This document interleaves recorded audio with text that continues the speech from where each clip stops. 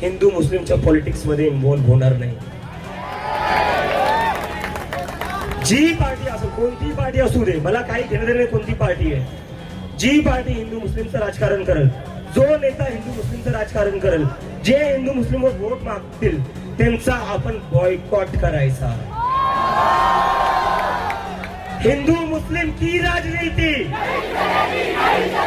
हिंदू मुस्लिम की राजनीति, हिंदू मुस्लिम की राजनीति, हिंदू मुस्लिम की राजनीति,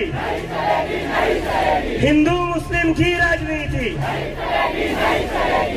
या हिंदू मुस्लिमच्या राजकारणामुळे झालं काय मी तुम्हाला सांगतो.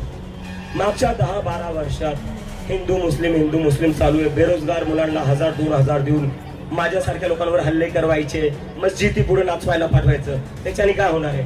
याच लोकांकडे जर जॉब असले असते, यांनी हल्ले केले असते का 1000-2000साठी? मस्जिदी समोर जाऊन नाचले असते का? अरे मंदिरासमोर जाऊन नाचा ना.